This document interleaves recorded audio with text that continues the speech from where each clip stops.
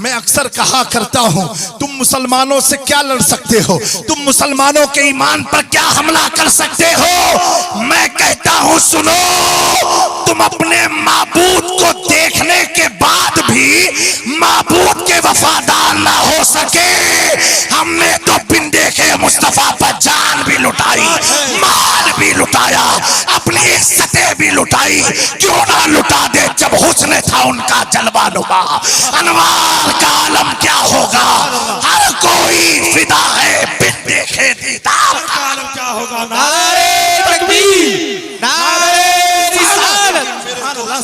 मेरे गरीब नवाज, जब नफरत की बात चली इसी अजमेर की धरती पर, हम ख्वाजा के हाथ पर ईमान लाए ना, तो किसे मानेंगे, ख्वाजा को। और जब पृथ्वीराज चौहान ने मुनाजरे का चैलेंज किया ख्वाजा गरीब नवाज को, उस वक्त सिर्फ 40 मुसलमान थे। अजमेर मोहल्ला की धरती पर ख्वाजा गरीब नवाज ने चैलेंज को कबूल किया। उससे पहले का वाकया है, मुख्तसर में सुना करके, वाकया सुनाना मकसद नहीं है। बुजुर्गों की तालीम को सिर्फ सुन करके अमल करो। मेरे गरीब नवाज ने फरमाया, मैं फकीर आदमी हूं, मुझसे क्या मुनाजरा करोगे, एक प्रदेश में आया हूं, आपके मुल्क का नहीं हूं। क्या ये मुल्क वाले इतने जालिम है कि इसको बैठने की जगह भी नहीं देंगे।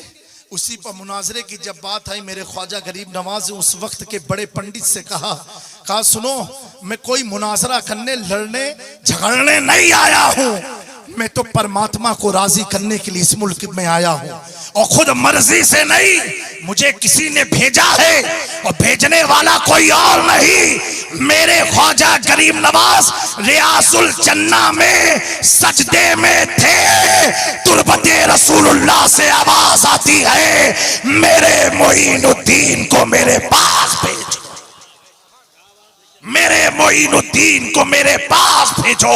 जितने मस्जिद नबवी में मोइनुद्दीन थे सब बारगाहे रिसालत माम में हाजिर हुए। फिर आवाज आती नहीं, जो मेरी औलाद है मोइनुद्दीन को मेरे पास भेजो। ख्वाजाए हिंद वो दरबार है आला तेरा, कभी महरूम नहीं मांगने वाला तेरा। इमाम अहमद रजा कहते हैं, कहा सुनो, अजमेर में मोहल्ला हिंदुस्तान की वो अजीम धरती है, जो शख्स हिकारत की तौर पर अजमेर को अजमेर कहता है वो गुमराह है। अजमेर को अजमेर नहीं, अजमेर शरीफ का बात है। सुभान अल्लाह, सुभान अल्लाह। ये मेरे इमाम अहमद रजा का फतवा है। मेरे प्यारो, वो गरीब नवाज ने कहा मैं मुनाजरे के लिए नहीं आया हूं। एक एक बच्चे गौर से बात को सुनना।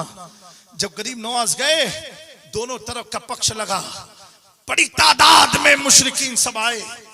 गरीब नवाज बैठे, उसने मुनाजरे के लिए बात शुरू किया।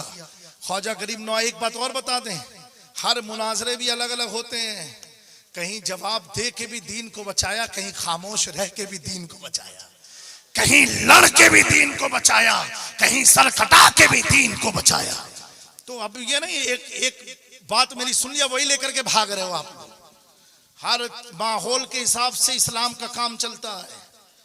जैसा माहौल होगा वो माहौल तबीयत से नहीं शरीयत से चलता है, ये भी आप जान के रखना।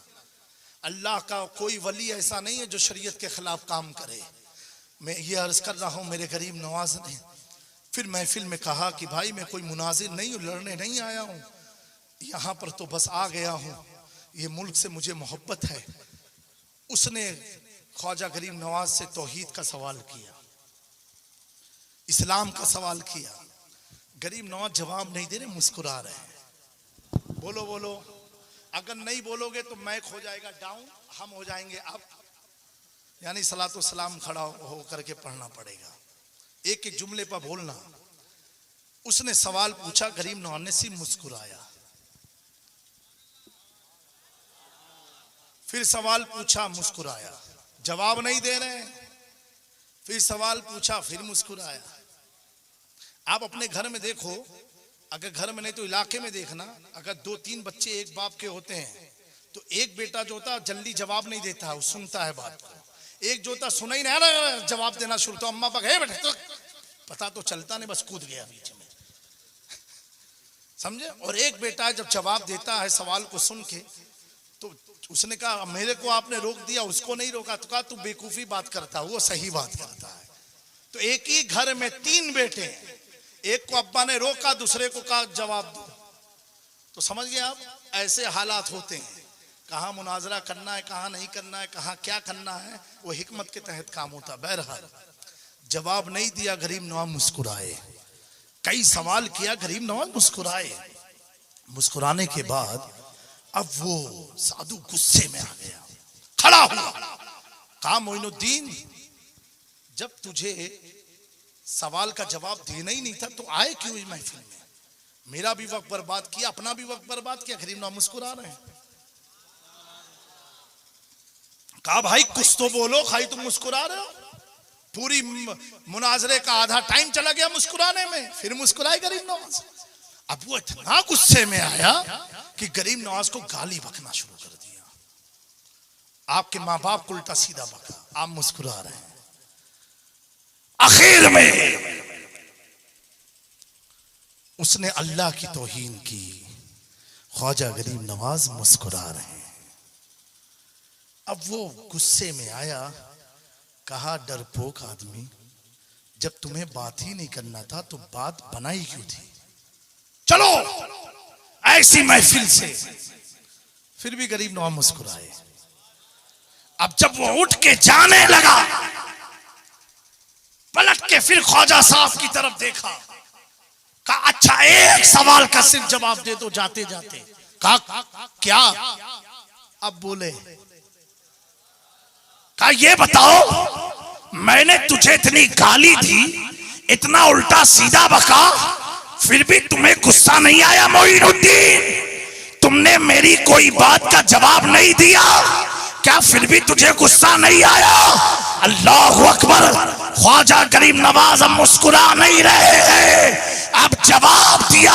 आ फरमाते पाखंडी सो, जब तू गुस्सा कर रहा था, लान तान कर रहा था, उस वक्त में तेरे सीने में ईमान की रोशनी देख रहा था। सुभान अल्लाह। नारे तकबीर, नारे रिसालत, उलमा अहले सुन्नत, हुजूर जामे मियां, ख्वाजा का हिंदुस्तान, ख्वाजा का हिंदुस्तान। मैं तुझे जवाब देता तो कैसे देता? दुनिया तेरी जुबान देख रही थी, मैं तेरा सीधा देख रहा था। अल्लाहु अकबर। ख्वाजा कुतुबुद्दीन बख्तियार काकी फरमाते हैं, इतना मेरे मुर्शिद का कहना था, वो पंडित कदमों में आकर के इमाम अहमद रजा के रंग में डूब के कहने लगा, मैं मुजरिम हूँ आका, मुझे साथ ले लो, मैं मुजरिम हूँ आका, मुझे साथ ले लो, के रास्ते में है जा बजा था। अल्लाह सुभान अल्लाह सुभान अल्लाह।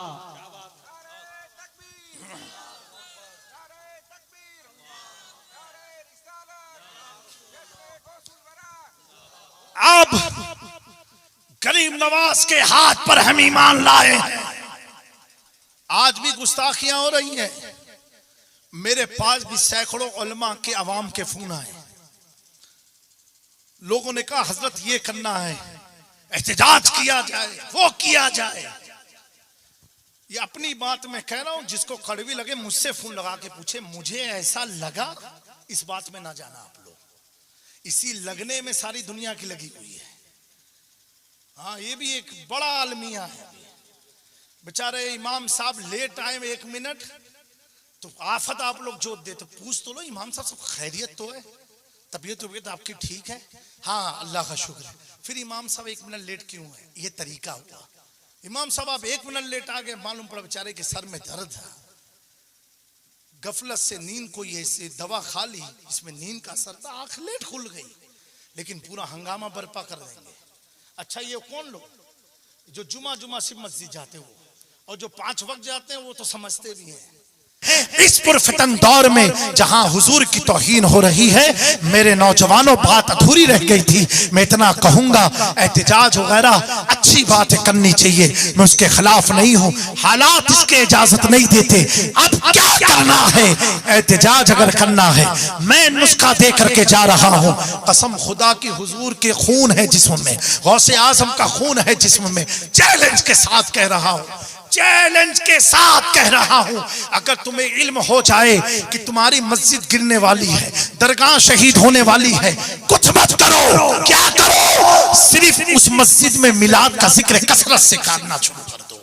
मिलाद पढ़ो, कैसी पढ़ो, मगरिब से इशा मिलाद का प्रोग्राम रखो। एहतिजाज हमें किसी का नाम लेकर के नहीं करना है, एहतिजाज हमें हुजूर की मोहब्बत जाहिर करके करना है।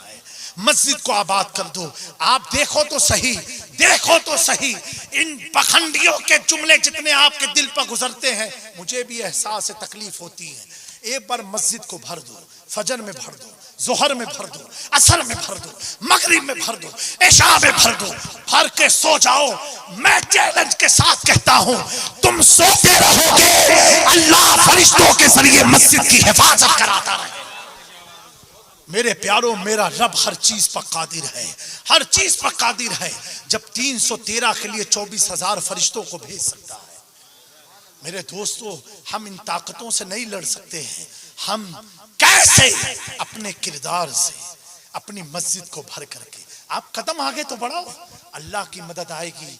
और ये जामी मियाँ नहीं कह रहे हैं, कुरान कह रहा है, रब फरमा रहा, वला तहनु वला तहजनु, तुम रंजीदा मत हो, तुम मत घबराओ, वह अंतुमुल आलोना, तुम ही लोग बुलंदी पर हो, क्योंकि तुम ईमान वालों हो।